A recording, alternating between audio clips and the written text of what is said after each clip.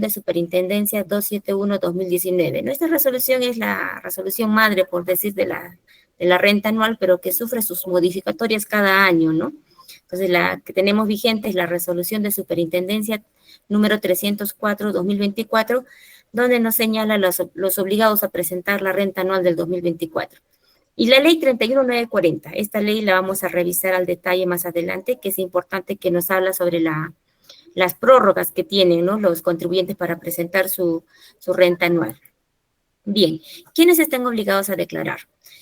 Aquellos contribuyentes que hayan generado, pues, rentas o pérdidas de tercera categoría y que estén comprendidos en el régimen general del impuesto a la renta, régimen MIPE, tributario, durante todo o parte del año 2024, ¿ya? Entonces, acá hay que tener en cuenta que los regímenes tributarios de tercera categoría, tenemos al régimen, en renta de tercera categoría tenemos 4 regímenes tributarios: el nuevo RUS, el especial, el MIPE y el general.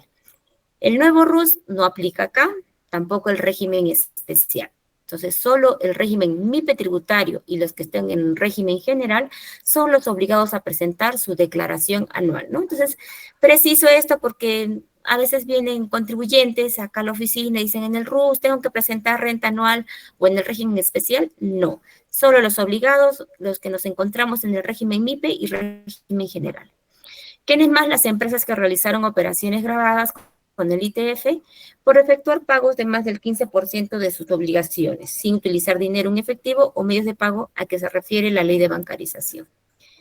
Esto es importante. ¿Qué medios tenemos para declarar? Tenemos 2 medios para presentar nuestra declaración para cumplir nuestra obligación tributaria. Como primer punto tenemos el formulario virtual número 710, renta anual simplificado, ¿no? Su propio nombre dice simplificado, entonces simple. Este debe ser utilizado por aquellos sujetos que durante el ejercicio gravable a declarar hubieran generado rentas o pérdidas de tercera categoría como contribuyentes del régimen general, del impuesto o del régimen MIPE tributario, ¿no? Salvo, dice, que en dicho ejercicio gravable se encuentren en los supuestos detallados en el numeral siguiente. Entonces, es importante primero descartar el siguiente paso. Si no me encuentro en el punto 2, entonces puedo presentar la declaración formulario simplificado. Entonces, en el punto 2, ¿quiénes están obligados a presentar la renta anual completo? Me dice acá que debe ser utilizado únicamente por los sujetos que durante el ejercicio gravable a declarar hubieran generado rentas o pérdidas de tercera categoría como contribuyentes del régimen general del impuesto y que se encuentren en algunos de los siguientes supuestos. Primero, que sus ingresos netos superen las 1.700 UIT. Si ya mis ingresos del año 2024 superaron las 1.700 UITs, ya no puedo presentar el simplificado. Sí o sí tengo que presentar la renta anual completa. ¿Quiénes más? Aquellos que gocen de algún beneficio tributario, los que gocen de estabilidad jurídica y tributaria, los que estén obligados a presentar la declaración jurada anual informativa, reporte local, reporte maestro, reporte país. Bueno, esos reportes se refieren más que todos a aquellos que están vinculados con los precios de transferencia, ¿no? ¿Quiénes más? Aquellos que estén obligados a presentar el balance de comprobación, los que pertenezcan al sistema financiero, hayan presentado el anexo que se refiere al artículo 12 del reglamento del ITAN, aprobado por el decreto supremo 025, hayan intervenido como adquirientes en una organización de sociedades, deduzcan gastos en vehículos automotores asignados a actividad de dirección, representación y administración, de conformidad con lo dispuesto en el inciso W del artículo 37 de la ley, ¿no? Entonces, en este artículo 37 de la ley nos habla sobre los vehículos que se pueden deducir en este tipo de actividades de dirección.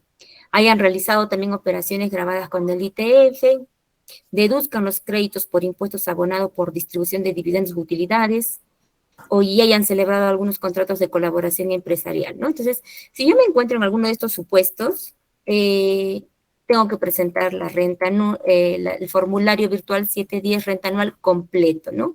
Si no estoy en ninguno de estos supuestos, puedo presentar la renta anual, formulario virtual simplificado. Bien, ¿qué novedades tenemos en este formulario 710, el formulario virtual, respecto al simplificado, ¿no? Primero, sabemos que está ya disponible a partir del 2 de enero del 2025, ¿no? Entonces, si yo soy una persona ya diligente, tengo todas mis operaciones al día y ya quiero presentar mi renta anual, lo he podido hacer desde el 2 de enero 2025, ¿no? Pero yo tengo que elaborarlo todo sin la ayuda de la SUNAT. ¿Por qué les digo esto? Ahora les comento. Lo que pasa es que en el formulario 710 virtual ya SUNAT pone a nuestra disposición cierta información que yo puedo validar. Pero si yo lo deseaba presentar a partir del 2 de enero, yo tenía que llenar toda la información, como quien dice, manualmente, ¿no? Pero ya a esta fecha ya tenemos en el formulario virtual cierta información que SUNAT pone a nuestra disposición que puedo validar si es correcta o no.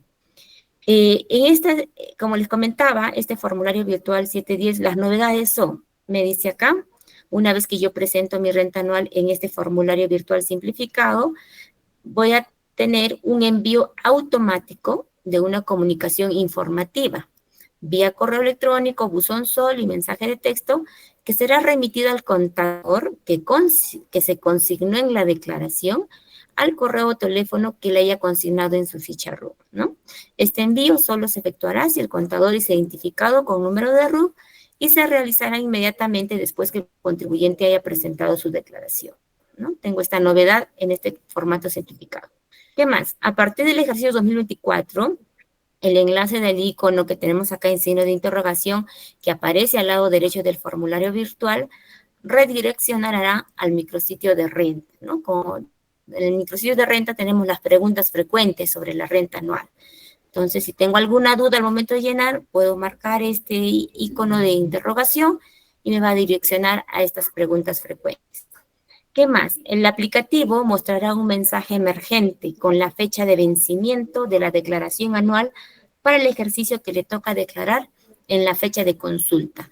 Esto se dará solo para el último ejercicio que toca declarar. El aplicativo verificará si le corresponde el vencimiento corriente o el ampliado, ¿no? Vamos a detallar más adelante ese tema del cronograma ampliado, ¿no? Entonces, muchos están en duda, ¿cuándo me toca declarar? Si veo el cronograma normal, que empieza ya a partir de marzo, o tengo el cronograma ampliado. Entonces, yo tengo que revisar ahí la normativa, en qué parte me corresponde. Pero si ya estoy un poquito apurado y no tengo tiempo de revisar si me corresponde o no me corresponde, fácil, ingreso al formulario virtual 710 simplificado, identifico obviamente con el número de RUT, todo lo demás, y el formulario ya me dice cuándo es mi fecha para presentar mi renta anual, ¿no? Entonces yo les invito a que todos ingresen al formulario virtual 710 simplificado para que revisen su cronograma de vencimiento y después no estemos con sorpresas que creíamos que me correspondía el cronograma ampliado y luego me llega un esquema, una notificación que he presentado mi declaración fuera de plazo, ¿no? Entonces, estamos a tiempo, estamos acá justo en esta charla para enterarnos de esta novedad y evitar futuras sanciones que pueda incurrir por no presentar mi declaración dentro de la fecha de vencimiento. Bien, ¿qué medios tenemos para declarar? La información personalizada que puede ser utilizada en esta presentación, dice, se carga de forma automática, ¿no? Lo que les mencionaba. Ingresando a partir del 17 de febrero de 2025, ya tengo cierta información. ¿Qué información puede ya SUNAT poner a mi disposición en esta declaración? El saldo a favor, los pagos a cuenta, las retenciones del impuesto, el ITAN efectivamente pagado, que no haya sido aplicado como crédito contra los pagos a cuenta. Entonces, esta información, ayuda o referencial, ya SUNAT lo pone a mi disposición a partir del 17 de febrero, ¿no? Entonces, ingresamos ahora, ya vamos a contar con esta información. Se habrán dado cuenta que los que ingresaron a partir del 2 de enero todavía no había nada de información, ¿no? Respecto al balance de comprobación, bueno, este balance representa, como todos sabemos, las sumas del debe y del haber del libro diario, ¿no? Las cuales tienen que ser equivalentes o iguales, ¿no? Al libro mayor. Es decir, mediante el balance de comprobación, se verifica si los importes en ambos libros del diario y del mayor coinciden correctamente. Los contribuyentes que al 31 de diciembre del 2024 hubieran obtenido en dicho ejercicio ingresos superiores a 1.700 OITs, que equivale a 8.755.000 soles, estos contribuyentes deben presentar en su información adicional el balance de comprobación. ¿Qué más? El monto de los ingresos se determina por la suma de los importes consignados en las siguientes casillas, ¿no? Entonces, como bien habíamos mencionado, ¿estoy o no estoy obligado a presentar el balance de comprobación? Siempre y cuando supere las 1.700 UITs. ¿Y cómo yo determino este nivel de ingresos? Sumando estas casillas, ¿no? En la casilla 463, las ventas netas, los ingresos financieros, otros ingresos grabados y la enajenación de valores y bienes de activo fijo. La suma de todas estas cuatro casillas, si superan las 1.700 UITs, estoy obligado a presentar mi balance de comprobación. ¿Quiénes no están obligados? Bueno, pues acá tenemos a las empresas supervisadas por la SBS y las AFPs, básicamente las entidades financieras y bancarias, ¿no? Las cooperativas, entidades prestadores de salud, los concesionarios de transporte de hidrocarburos, las empresas administradoras de fondos colectivos, solo por las operaciones registradas, considerando el plan de cuentas del sistema de fondos colectivos, ¿no? Entonces, estos tienen otro tipo de dinámicas, ellos no están obligados a presentar el de compra. Como les mencionaba, el cronograma para el ejercicio 2024 normal, por decirlo así, empieza el 26 de marzo, ¿ok? Entonces, este es mi cronograma normal. Yo debería empezar ya según el dígito 0, el 26 de marzo, y culmina el 9 de abril del 2025. Para aquellos contribuyentes o aquellos profesionales que ya quieren ser puntuales y ya quieren de una vez determinar su impuesto, su coeficiente, pueden ya presentar su renta anual del 2024 dentro de su cronograma, ¿no? Tenemos lo que les mencionaba, esta ley 31940, que nos habla sobre la ampliación de la presentación de la renta anual. Sin embargo, me dice acá, esta ley salió el año pasado, que ha sido aplicado para la renta anual del 2023, pero que aún persiste para este año, ¿no? Entonces me dice, tratándose de las micro y pequeñas empresas del régimen general del impuesto a la renta y del régimen MIPE tributario, comprendidas en el ámbito de la aplicación de la ley 31940, el vencimiento para presentar dicha declaración y de corresponder efectuar el pago para regularizar su impuesto a la renta y del ITF, corresponde en este ejercicio 2024 el siguiente cronograma, ¿no? Entonces, el cronograma extendido empieza a partir del 26 de mayo. Entonces, tenemos 2 meses más para aquellos que todavía no tenemos la información al día, pero siempre cuando yo sea un micro y pequeño empresario que esté en esta ley, estoy sujeto a este cronograma extendido, ¿no? Entonces, ahorita vamos a revisar un poquito el detalle, quiénes son los micro y pequeñas empresas, ¿ya? Pero como les mencionaba, para aquellos que no queremos revisar la normativa y estamos un poquito apurados, fácil, ingreso a mi declaración del PDT 710 simplificado y ahí me va a salir cuándo es mi fecha para presentar mi renta anual 2024. Bien, esta ley 31940 nos habla cuál es el ámbito de aplicación, ¿no? O sea, ¿para quiénes aplica esta ley, la prórroga? Entonces me dice acá, la presente ley se aplica a las personas naturales y a las micro y pequeñas empresas que están en el régimen general del impuesto a la renta y del régimen MIPE tributario. ¿Ya? Entonces acá a veces este tipo de concepto un poco nos trae a confusión, nos hablan quiénes son micros y pequeñas empresas, me hablan que son los del régimen general y me hablan los que son del MIPE tributario. Entonces acá hay una coincidencia de términos, podríamos decir, ¿no? Entonces hay que diferenciar.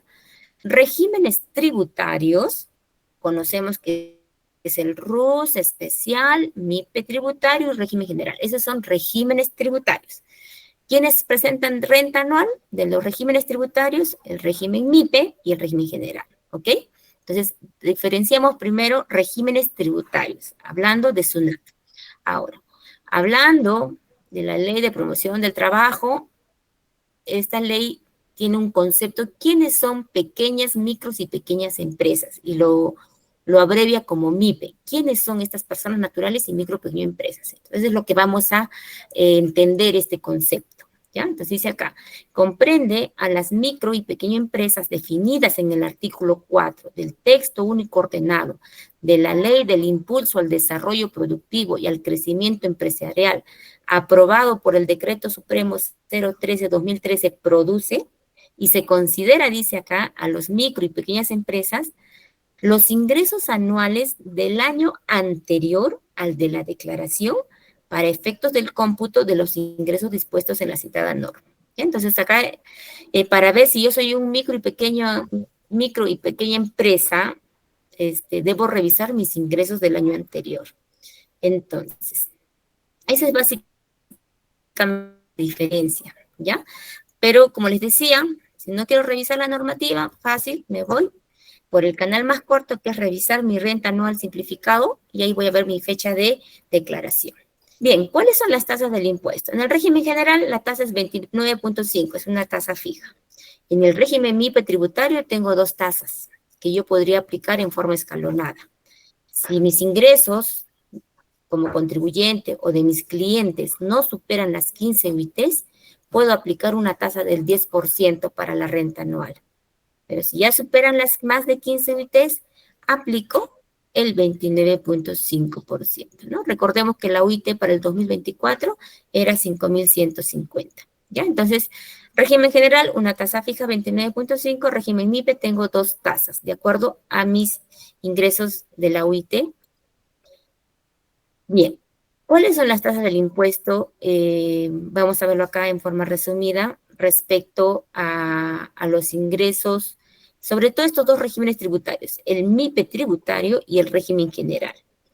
En el MIPE tributario, si mis ingresos netos anuales son hasta 300 UITs, yo podía aplicar mi pago a cuenta mensual del 1%, ¿no? Y mi impuesto anual, si no superan las 15 UITs, puedo aplicar el 10%. En el mismo régimen MIPE tributario, si mis ingresos netos anuales ya son mayores a 300 UITs, pero hasta 1.700 UITs que me permite el MIPE tributario, mi pago a cuenta, yo aplico el coeficiente o el 1.5%. ¿Y cuál es mi tasa anual? Más de 15 UITs, el 29.5%. Ya, este es como un cuadrito resumen. En el régimen general, acá ya no verifico cuántos mis ingresos. Basta que esté en el régimen general, mi pago a cuenta siempre va a ser en función al coeficiente o el 1.5%. Y mi tasa del impuesto a la renta anual, el 29.5%. Bien, este esquema de cómo se determina la renta anual, bueno, es algo ya conocido por todos nosotros, todos los años lo vemos, pero vamos a hacer un repaso rapidísimo. ¿Cómo se determina la renta, no? Tengo acá mis ingresos brutos, todos los ingresos que ha tenido la empresa, ¿no? La empresa que ha generado sus rentas. Sumo acá todos mis ingresos, tengo mis ingresos brutos. ¿Qué se le resta? El costo computable.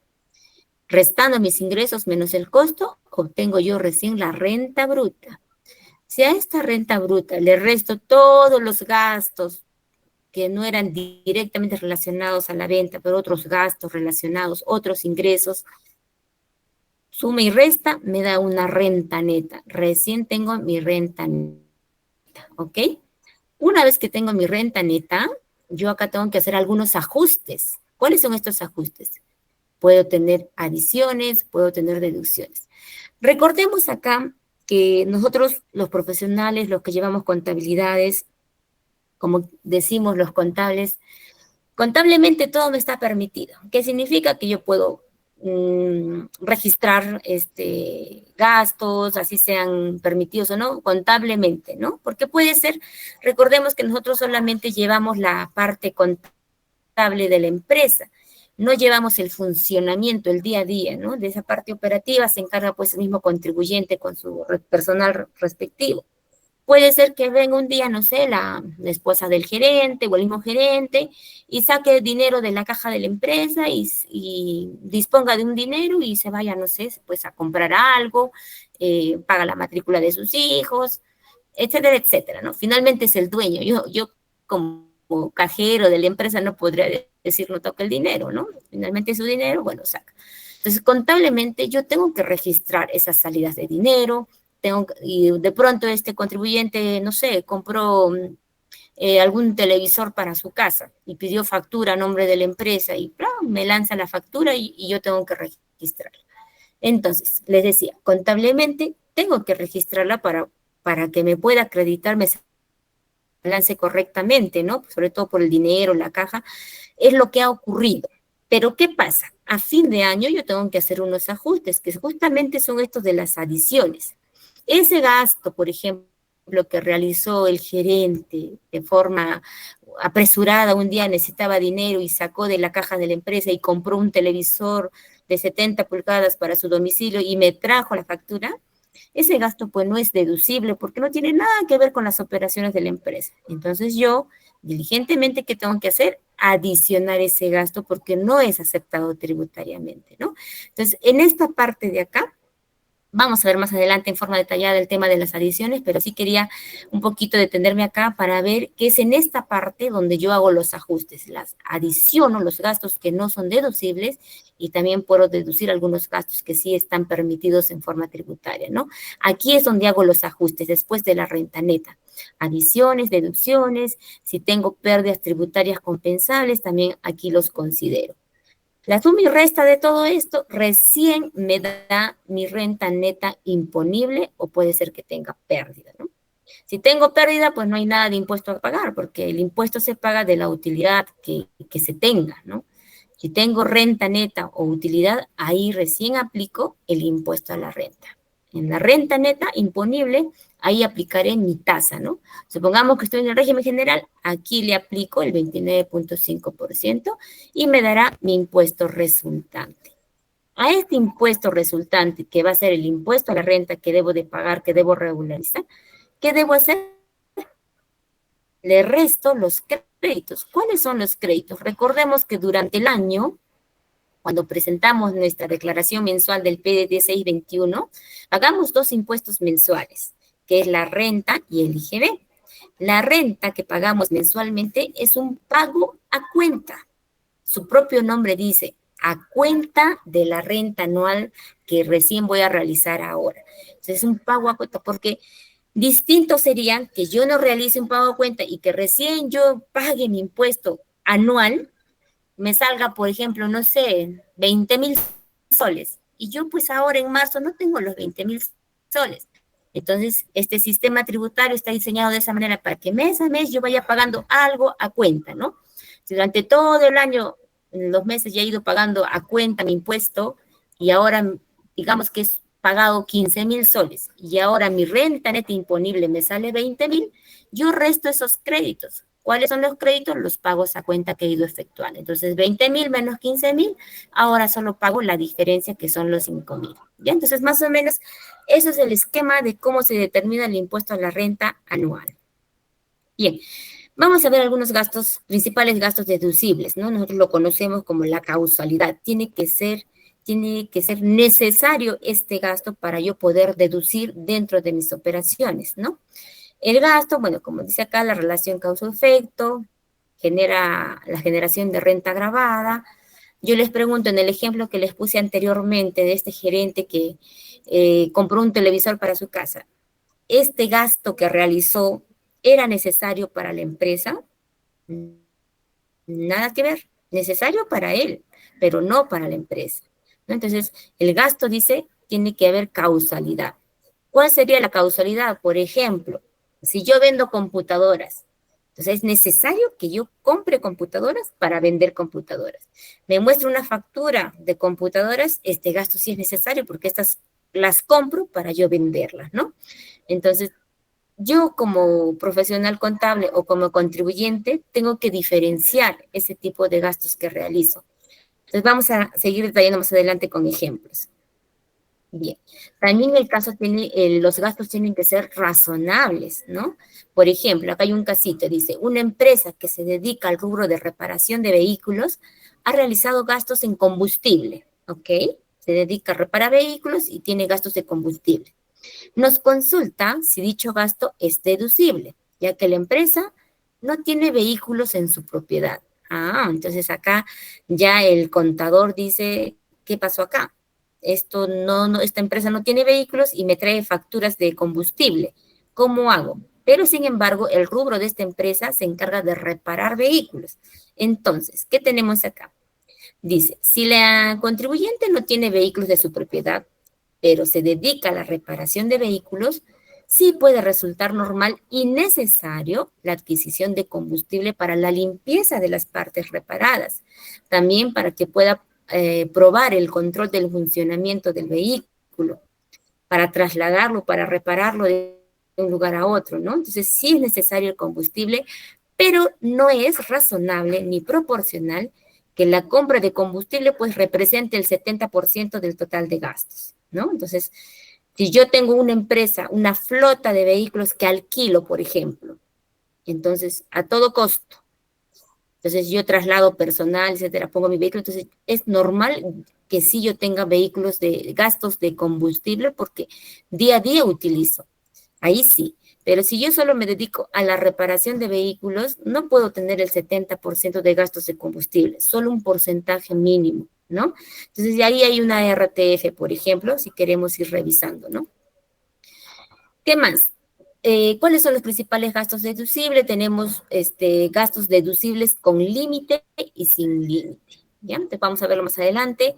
Tenemos también gastos no deducibles, como ya les mencioné, este caso del televisor que lo compró para su uso, su disfrute de su casa, ¿no?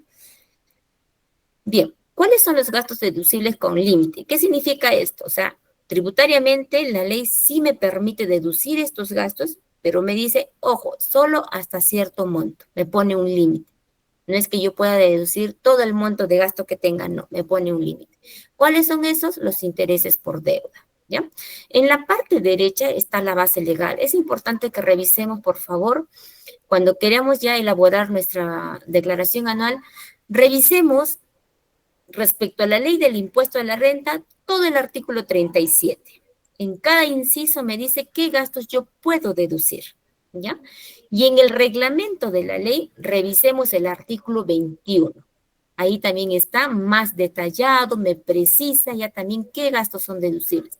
Estos dos artículos, tanto de la ley y del reglamento, los debo de manejar muy bien, o los debo tener ahí de cabecera, todos los contribuyentes o los profesionales contables, ¿ya? El artículo 37 de la ley del impuesto a la renta y el reglamento. Si yo quiero saber si un gasto es deducible o no, voy a revisar estas dos bases legales. Los intereses por deuda, dice, no son deducibles los intereses netos en la parte que excedan el 30% del EBITDA del ejercicio anterior. Solo son deducibles los intereses en la parte que excedan el monto de los ingresos por intereses exonerados y no afectos, ¿no? Entonces acá vamos a ver la parte un poco teórica, ¿ya?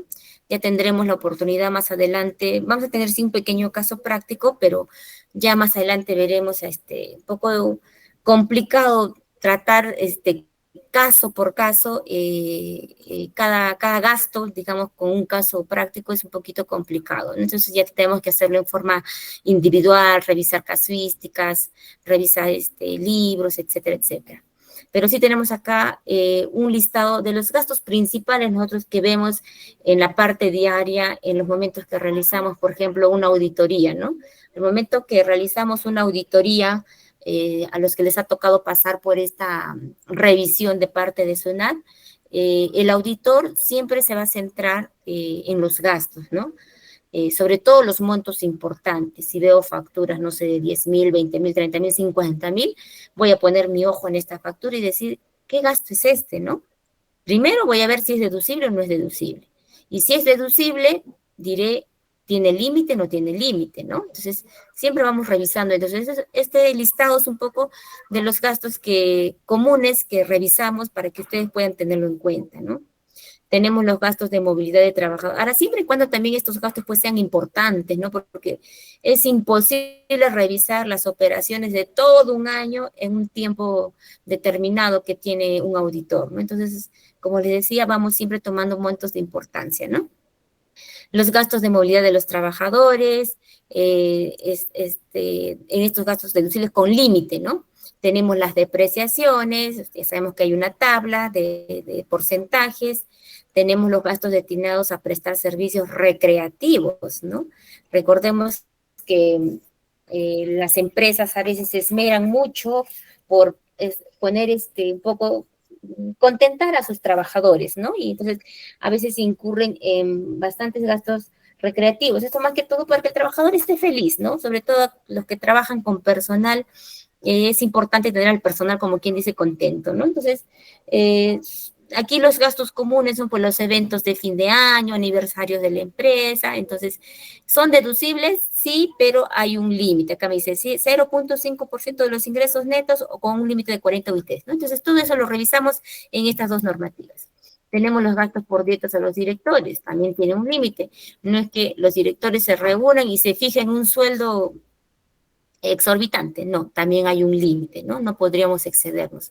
Ahora, se pueden fijar, no quiere decir, ojo, no, que no se interprete esto en que solamente se pueden pagar esta cantidad de sueldo, no. Ellos se pueden fijar el límite, finalmente son directores, dueños de la empresa, pero por el exceso que me permite la ley, que me establezca la ley, yo tengo que adicionar ese gasto, ¿ok? Supongamos que ellos solamente podrían deducirse como pago de dieta de directores, se me ocurre, 5.000 soles, pero ellos quieren pagarse 20.000 soles cada uno. Perfecto, páguense esa cantidad, pero por la diferencia, tributariamente yo debo adicionar ese gasto, ¿ya? Entonces no significa que yo le voy a restringir, ¿no? Ellos pueden fijarse el monto, pero ya tengo que adicionar ese gasto.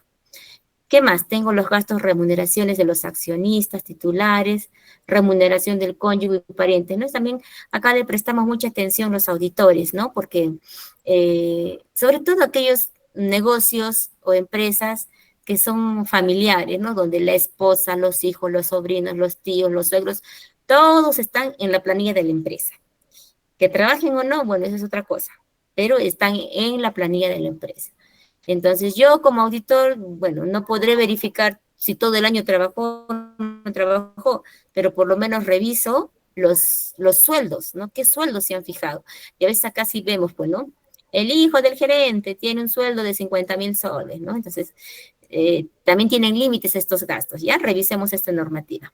Los gastos de representación propios del giro del negocio, claro, ¿no? Por ejemplo, si yo voy a firmar un convenio con alguna empresa, voy a, de pronto voy a invitarlo, voy a hacer una cita, una reunión de trabajo, lo voy a invitar a un restaurante de lujo, etcétera, etcétera, etcétera. Son gastos de representación. Obviamente estos gastos de representación, pues, ¿por qué se le dice representación? Porque tiene que dar sus frutos, ¿no? Gasto, porque como quien dice, esto no es un gasto, como que estoy invirtiendo este tipo de invitación para poder tener, no sé, ganar un cliente, se me ocurre, ¿no? Más o menos a eso se llama gastos de representación, pero también tiene sus límites. Ojo, no es que yo a mi cliente lo voy a llevar, por ejemplo, no sé, a Dubái, todo pagado un mes, bueno, tampoco, ¿no? Entonces eso tiene también sus límites. ¿Sí está permitido estos gastos de representación? Sí, pero tiene sus límites. ¿Qué más? Hay algunos gastos incurridos en los vehículos automotores de las categorías A2, A3, A4, B1, 3, B1, 4. Entonces, revisemos también, por favor, esta base legal de los vehículos. Los gastos por concepto de donaciones.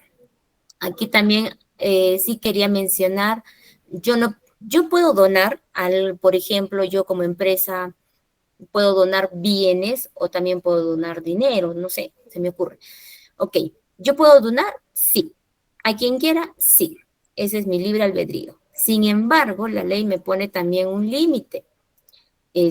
Tributariamente, yo podría donar siempre y cuando aquellos agentes que son perceptores de donaciones, ¿no? Y se pone, ese es otro tema, pero bueno, en forma simplificada les menciono, los agentes perceptores de donaciones pues tienen que tener su resolución de SUNAT que diga que son agentes perceptores de donaciones y ahí yo sí les puedo donar, ¿no? Y lo que los dono yo puedo deducir. Ahora, si yo dono, no sé, se me ocurre a mi vecino, a alguien que me cae bien, ok, dónalo, pero ese gasto tú lo estás donando por tu libertad. Tranquilamente ese gasto, esos bienes, tú podrías venderlo. Entonces, por eso la ley te dice, si no es un agente perceptor de donaciones, tendrías que adicionarlo, ¿no? Entonces, más o menos es eso, ¿no? Pero igual, si ya yo he donado un montón de bienes, pero a agentes que son perceptores de donaciones, igual estos gastos me dice acá que no pueden exceder el 10% de la renta neta de tercera categoría.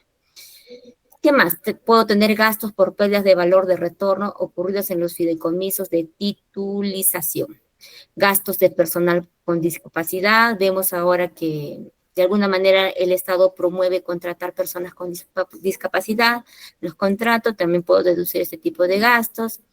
Los gastos sustentados con boletas de venta emitidos por contribuyentes del nuevo RUS, sí, pero también hay un límite, ¿no? Gastos por viáticos, sí, porque puedo tener aquí a mi gerente comercial, a mi gerente que me busca los clientes y obviamente lo envío a diversas partes de las ciudades del Perú y tiene que gastar pues en viáticos, ¿no? Entonces, ellos también sí puedo decir sus gastos, pero hay una tabla, ¿ya? Esa tabla la encontramos en esta base legal del reglamento y de la ley. Bien, gastos por conceptos de donaciones. Los gastos por conceptos de donaciones de alimentos en buen estado, obviamente tiene que ser en buen estado, porque ya de mal estado ya no sería pues donación, ¿no? En buen estado, pero que hubieran perdido valor comercial, dice, y se encuentran aptos para el consumo humano que se realicen a las entidades perceptoras de donaciones, así como los gastos necesarios para que se encuentren vinculados con dichas donaciones. Esto, generalmente, ¿qué gastos tenemos acá? Pues acá tenemos los panetones, ¿no? Los panetones que su boom es en la venta en diciembre, pero por ejemplo ya ahora en marzo, ¿quién compra panetón? Muy pocos, entonces aquellas empresas que tienen en stock pueden donar, ¿no? Todavía están aptos para el consumo humano, ¿no? ¿Qué gastos tenemos deducibles que no están sujetos al límite? ¿No? Por ejemplo, tenemos acá los tributos que recaen sobre bienes o actividades productoras de rentas grabadas, las primas de seguro, los gastos de cobranza de rentas grabadas, los gastos de organización, gastos preparativos iniciales, las provisiones para beneficios sociales, las pensiones de jubilación y Montepío, los gastos de contribuciones destinados a prestar al personal de servicio, salud, recreativos, culturales y educativos, gastos de exploración, preparación y desarrollo en que incurren los titulares de las actividades mineras, las regalías, tomando en consideración siempre la causalidad, proporcionalidad y razonabilidad del gasto, importe de los arrendamientos que recaen sobre los predios destinados a la actividad grabada, los desmedros por mercadería. Entonces, estos gastos sí me están permitidos y no están sujetos al límite. ¿Ok? Gastos sujetos a condición. Entonces, ¿qué significa un poquito a condición? Bueno, condición más o menos se puede interpretar que tiene que pasar algo para que suceda este gasto, ¿no? Por ejemplo, acá tenemos un listado del aporte voluntario con fin provisional abonado en la cuenta de capitalización individual de los trabajadores, las pérdidas extraordinarias sufridas por caso fortuito, tratándose de empresas del sistema financiero, provisiones, los castigos por deudas incobrables, los aguinaldos, bonificaciones, gratificaciones y retribuciones, gastos de capacitación del personal siempre que incide en la generación de renta o el mantenimiento de la fuente, las transferencias de la titularidad de terrenos efectuadas por empresas del Estado en favor de la comisión, lo que es COFOPRI, los gastos por premios en dinero o especie que realicen los contribuyentes con el fin de promocionar o colocar en el mercado sus productos o servicios, los gastos o costos que constituyan para su perceptor rentas de segunda, cuarta o quinta categoría, gastos por regalías, etc. Bien, un poquito ahí era poner en contexto aquellos gastos principales, ¿no? Entonces, revisemos siempre la normativa. Tenemos acá un casito práctico. A ver, dice así.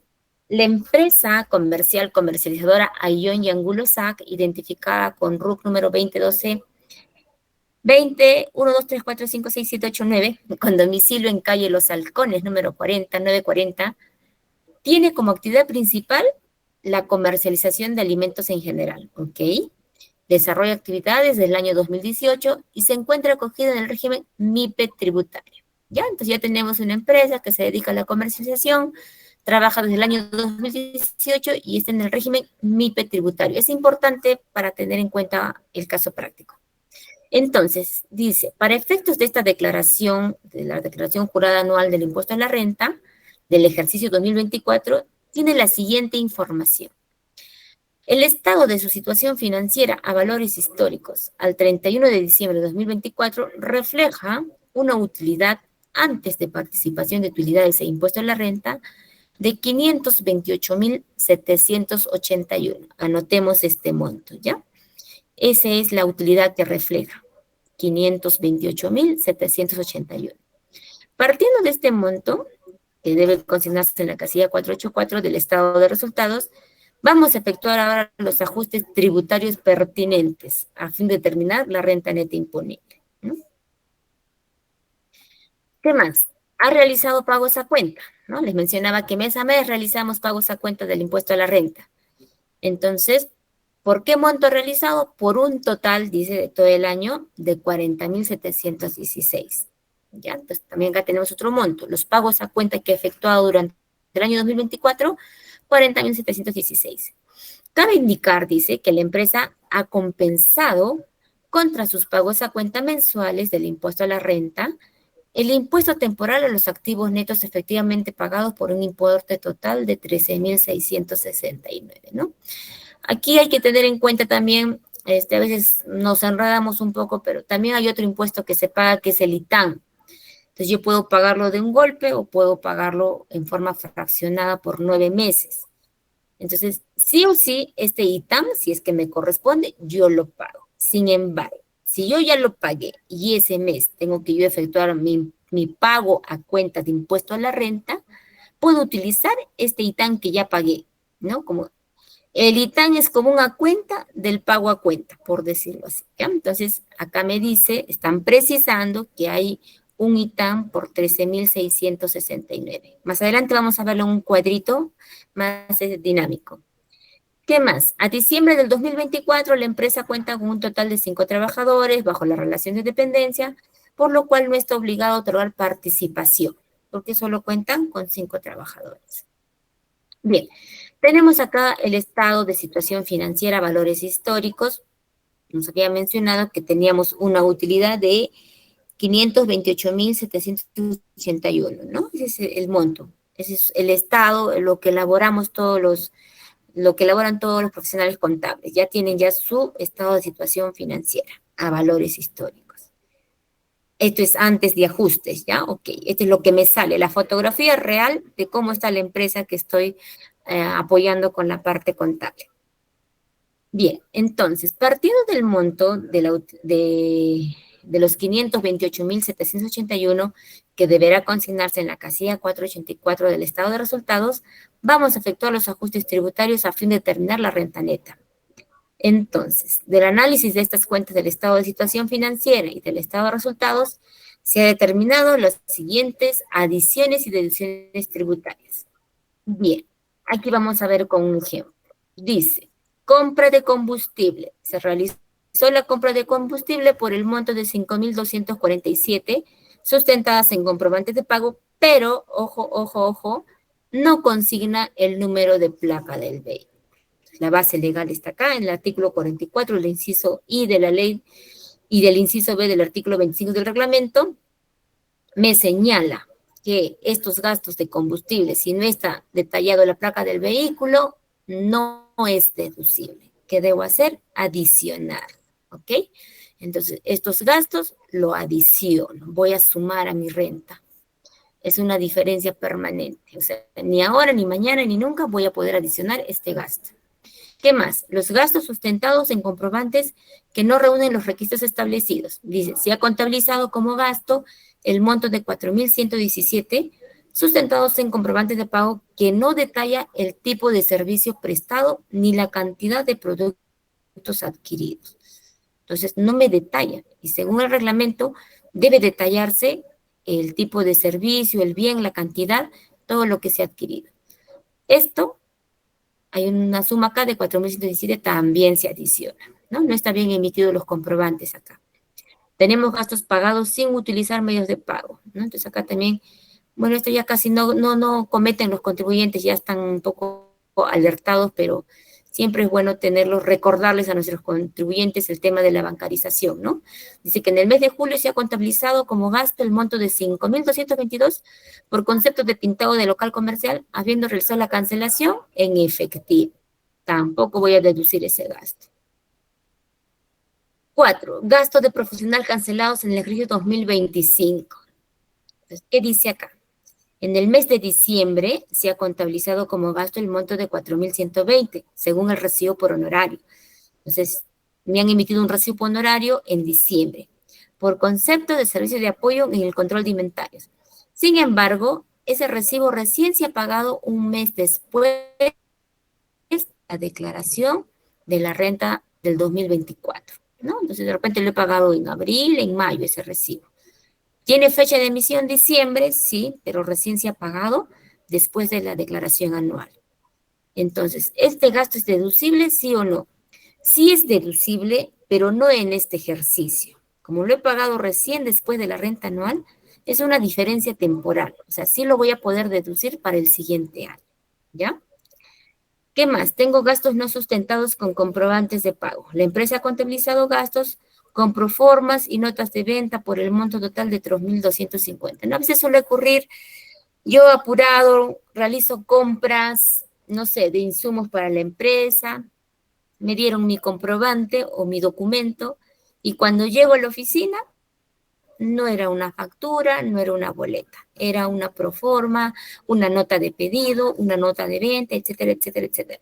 Sin embargo, contablemente yo tengo que registrar porque se tiene que reflejar en mi contabilidad el gasto que he realizado con el pago y reflejar, ¿no? Pero no lo voy a poder deducir ese gasto porque no está sustentado en un comprobante de pago, ¿no? Sino en un documento cualquiera. Es un gasto, una diferencia permanente. Nunca lo voy a poder deducir, ni ahora ni más adelante, ¿no? ¿Qué más? Tengo gastos personales de accionistas. La empresa ha contabilizado como gasto los siguientes conceptos, dice. Compra de refrigeradora para el socio mayoritario por 1.580. Pago del taller de guitarra para el hijo por 1.020 soles. Compra de laptop para la sobrina del socio fundador, ¿no? Entonces son gastos personales.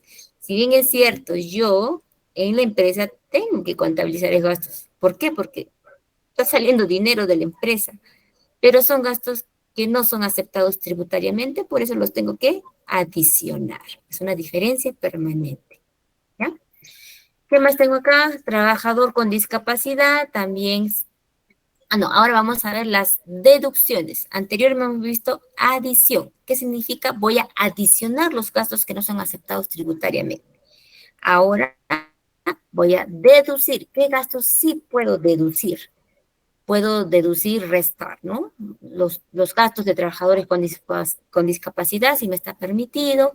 Tengo acá durante todo el año de pagado, por ejemplo, esta cantidad de gasto, 20.207, si puedo deducir esa cantidad. Los ingresos por dividendos, durante el ejercicio 2024, dice, ha percibido 28.200 por dividendos de unas inversiones de la empresa comercial Mancilla. Puedo deducir. Bien. Entonces, ¿qué más tengo? La depreciación. También puedo deducir la depreciación. Ya está acá. Entonces, sumando y restando, ¿qué es lo que tengo? Bien, teníamos en el 2024, perdón, teníamos total de activos. Vamos a determinar ahora el ITAM. Es importante esto del ITAM para poder tomar en cuenta los créditos. Bien, acá atrás ya terminamos las adiciones y deducciones, ¿ok?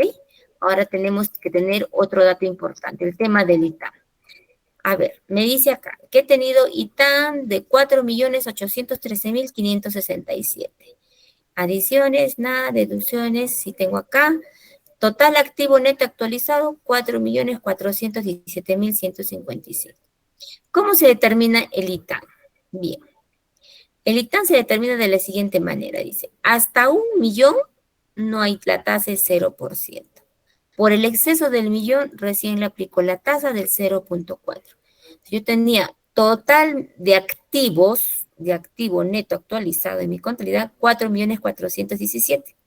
Por el millón no aplica nada, por el exceso que vendría a ser los 3.417.155, aplico la tasa del 0.4%. Entonces, aplicando me sale un impuesto a pagar de ITAM de 13.669, ¿ok? Esos 13.669 lo han pagado mes a mes. Les decía que eso se puede pagar hacia el contado o en forma fraccionada en 9 meses. Aquí en este cuadrito de pagos a cuenta podemos revisar esto. En la primera columna tenemos el periodo tributario. En la segunda columna tenemos el mes de pago, en qué mes estoy pagando, ¿no? Mi obligación tributaria. En la tercera columna tengo el impuesto resultante. ¿Qué es el impuesto resultante? El impuesto a la renta que me tocaba pagar en ese mes. Este es lo que me salía a pagar mes a mes de impuesto a la renta de pago a cuenta, por decirlo así. Entonces, como yo he pagado mi ITAN, he pagado desde marzo hasta noviembre, la suma de todo eso me sale los 13.669. Entonces, ¿cuánto es mi impuesto que voy a pagar de pago a cuenta? Bueno, en enero y febrero pago lo que me sale impuesto resultante, ¿no? Porque recién el ITAN yo he pagado en marzo. Como en marzo he pagado 1.519, mi impuesto de pago a cuenta que me salía 2.569, menos el ITAN que ya pagué, solo he pagado 1.050 de pago a cuenta, ¿ya? Entonces, así más o menos está establecido este cuadro para determinar los créditos. En conclusión, total de ITAN, 13.669. Total efectivo que he pagado de pago a cuenta, 27.047. La suma de los dos, 40.716. Ese es el impuesto de pago a cuenta que he pagado durante todo el año. Bien, ahora determinemos. ¿Cómo se determina la renta imponible y la liquidación del impuesto? Entonces, partimos de la utilidad antes de participaciones e impuestos, ¿no? Teníamos acá el medio millón, 528.781. Aquí debo sumar, restar. Tengo adiciones y tengo deducciones, que los cuadros anteriores más o menos hemos ido detallando qué gastos tengo que adicionar, qué gastos puedo deducir. Adiciones tengo 176.464. Voy a deducir 51.217, ¿ok? Sumo resto, me sale una renta neta imponible de 654.028. Ahora, sobre esto yo le debo de aplicar el impuesto a la renta anual. Si estuviera en el régimen general, aplico de frente la tasa del 29.5%. Pero no, para el caso práctico estamos en el régimen MIPE tributario. Entonces acá debo ver la forma escalonada, ¿ok? ¿Qué me decía el MIPE tributario? Hasta 15 UITs le aplico la tasa del 10%. Por el exceso de las 15 UITs, le aplico la tasa del 29.5. Entonces, ¿cuánto es 15 UITs? 77.250.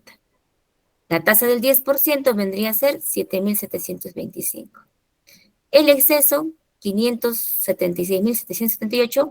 Al exceso le aplico recién el 29.5, ¿no? A veces muchos acá llegan a consultarnos, superé las 15 UITs sobre el total, que son los 654.000, ¿aplico los 29.5? No, solo sobre el exceso. Tengo todavía esa ventaja, hasta 15 UITs le aplico el 10% y por el exceso le aplico el 29.5, ¿ok? Entonces, mi impuesto, ¿cuánto debió ser? Aplicando la tasa del 10 y del 29.5, 7.725 más 170.150, 177.875 es el impuesto de renta anual que yo debo de pagar. Pero he realizado pago a esa cuenta, ¿no? Recordemos que hemos realizado pago a esa cuenta con ITAN y lo que he pagado en efectivo de 40.716. A cuenta, mes a mes he realizado esto. Le resto. ¿Cuánto tengo un saldo por regularizar? De 137.159. Muy bien, en forma resumida, esto es un poco el tema de la renta anual del 2024 que ya se presenta ya al mes siguiente, entonces los invito a que el tema es muy amplio, seguramente va a haber muchas preguntas respecto a cada caso particular de nuestros clientes, nuestros contribuyentes, ¿no? Pero revisemos, yo les invito primero la normativa. Toda la normativa está en la ley del impuesto a la renta, el artículo 37, qué gastos son deducibles, y en el reglamento el artículo 21, ¿no? Entonces ahí me precisa exactamente los límites.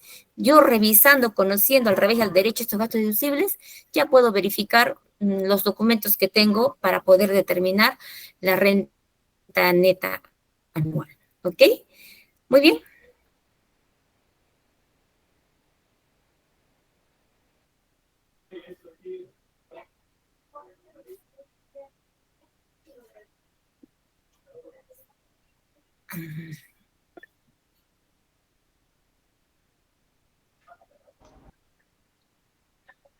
Bueno, ahora vamos a pasar a lo que son las preguntas. Y no se olviden de registrar su asistencia, por favor, se les está mandando nuevamente el link. Y esto también les va a servir para el envío de las diapositivas y también para participar en el sorteo de aquí del emprendedor.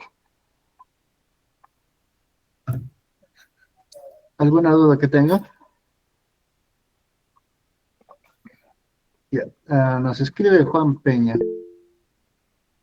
Los gastos de recibo por honorarios emitidos en diciembre, pero pagados en marzo, pero antes de la declaración de la declaración anual, ¿sí serían aceptados tributariamente? Los gastos personales, aparte Sí, de repara- reparados, deben pagar un impuesto como distribución de dividendos, o sea, el 5%. Esas dos preguntas serían de Juan.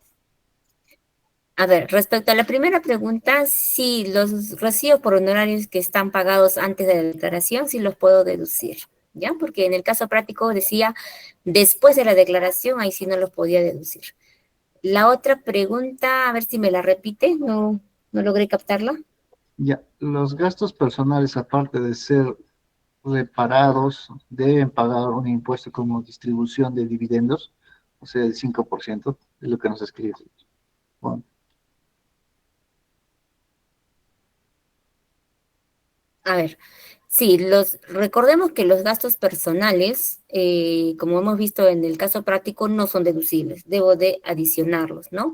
Pero aquí hay que verificar bien la parte de los límites. Generalmente yo ya lo estoy adicionando ya, no podría duplicarlo porque ya lo estoy adicionando ya eh, de acuerdo al esquema que hemos visto de determinación, yo ya ahí ya lo estoy adicionando ya. Generalmente el tema de los vamos a decir, de la distribución de dividendos es cuando veo un retiro en efectivo en caja, ¿no? Ahí sí, porque yo también cuando hago la distribución de dividendos debo de pagar un impuesto. Entonces, cuando vemos, nosotros revisamos en auditoría las cajas de los contribuyentes y vemos unos retiros importantes y no hay un sustento, entonces ya damos por hecho que esta es una distribución de dividendos y no se hizo el pago del impuesto. Entonces, no, los gastos, la pregunta es, también son parte de la distribución de dividendos, no, porque ya han sido reparados ya.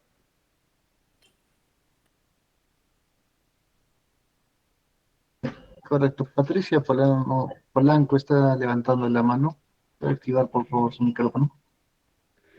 Sí, doctorita, voy a aprovechar su presencia para hacerle una consulta. De repente no es del tema, pero me parece importante, aprovechando su presencia, doctorita, una consulta sobre el embargo de cuentas. ¿Qué monto es el tope, ¿no? O sea, mi amigo, mi familiar está debiendo 200 soles a la SUNAT, pero por un error al momento del pago, ¿no? Se duplicó un mes, ¿no? Entonces, le han emitido una orden de pago y ha resultado una resolución coactiva, pero el monto es de 200 soles. ¿Le pueden embargar la cuenta? Ese es la pregunta. A ver, no hay bueno, como decía, estamos ya fuera del contexto de la charla, pero no hay un monto exacto donde diga sobre este monto se puede embargar, no. El tema de los embargos, bueno, lo ve otra área que es cobranza coactiva. Ellos manejan otros tipos de procedimientos y hasta donde tengo entendido todo lo tienen automatizado, o sea, no es tema del auxiliar coactivo, quien su facultad de realizar por este monto voy a embargar, no. Ya está establecido internamente unos montos fijos que nosotros los desconocemos, pero basta que el contribuyente deba, no nos dice qué monto mínimo, solo dice basta que deba, ya está sujeto y pasa a un área de cobranza coactiva, el auxiliar coactivo va a tomar todas las medidas coactivas para hacer el cobro efectivo de esa deuda. Ok, muchas gracias.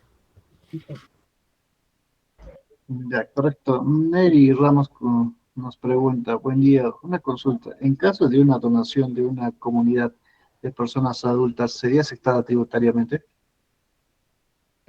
Como les mencionaba, el tema de las donaciones hay que tener mucho cuidado. Primero, yo solo puedo donar para deducirlo a aquellas instituciones o empresas que son perceptoras de donaciones. ¿Cómo me doy cuenta de eso? Les tengo que pedir la resolución. Si usted es agente perceptor de donaciones, sí, ok, me da una resolución, me muestra su copia y esa copia adjunto a la deducción que voy a realizar. Pero si no es un agente perceptor de donaciones, no va a ser deducible. Simplemente va a ser una donación de mi libre albedrío, ¿no? Por mi libertad, bueno, sí, yo quiero apoyarlos, pero yo debería adicionar eso si es que no es agente perceptor de donaciones. Correcto. Ivonne nos pregunta, buenos días, ¿podrían indicar si hay cambios en la presentación de la renta anual 2023 con la de esta, 2024? No nos han establecido algo claro, entiendo que todo sigue normal, la única novedad es este del formulario virtual simplificado, nada más. Después todo es igual. Pregunta IRL. ¿Los dividendos son ingresos no permitidos para el cálculo de mi utilidad? Es si son deducibles para el cálculo de mi impuesto a pagar de tercera categoría. A ver, ¿me puede repetir otra vez, por favor, la Ya, pregunta? No logré captarle. ya, correcto. Los dividendos son ingresos no permitidos para el cálculo de mi utilidad, pero sí son deducibles para el cálculo de mi impuesto a pagar de tercera categoría. A ver, vamos a revisar un momentito.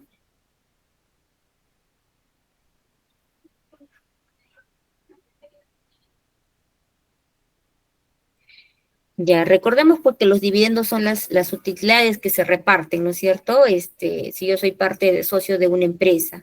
Entonces, la pregunta es si son deducibles. ¿Eso era la pregunta? Sí, me parece. O lo puede usted ver por el chat Meet para que tenga un mejor panorama. Ya, lo Ahí voy está la revisando. pregunta. Sí, Ya, ya lo voy revisando. Podemos continuar. ya.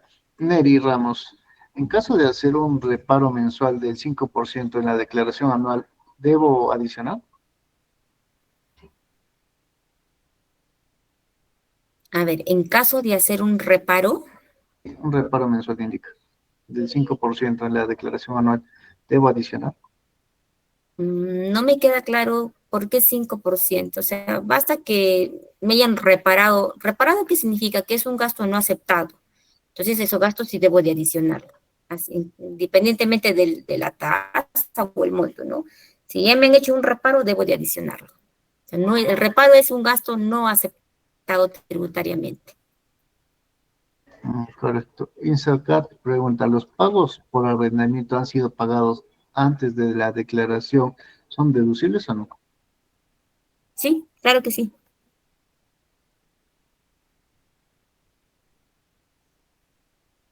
Bueno, las personas que por favor no se les ha entendido la pregunta, ¿pueden especificar su pregunta?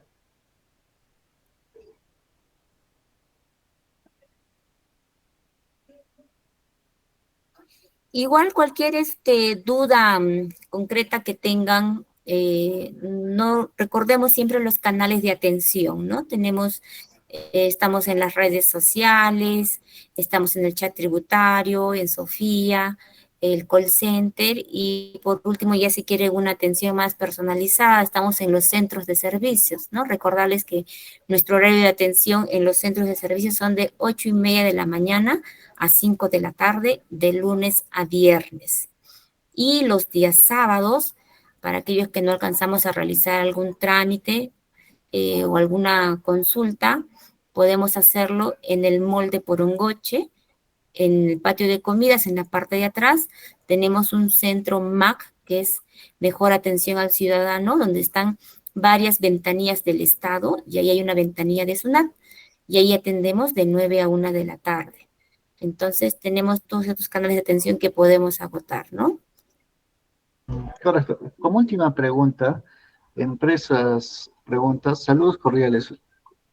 Una consulta, ¿se puede considerar el gasto deducible el desarrollar contrato con trabajadores eventuales bajo modalidad de contrato de cuarta o quinta categoría, contrato civil, dado que solo trabajan por campañas y se hace declaración en el plan del periodo trabajado. Gracias.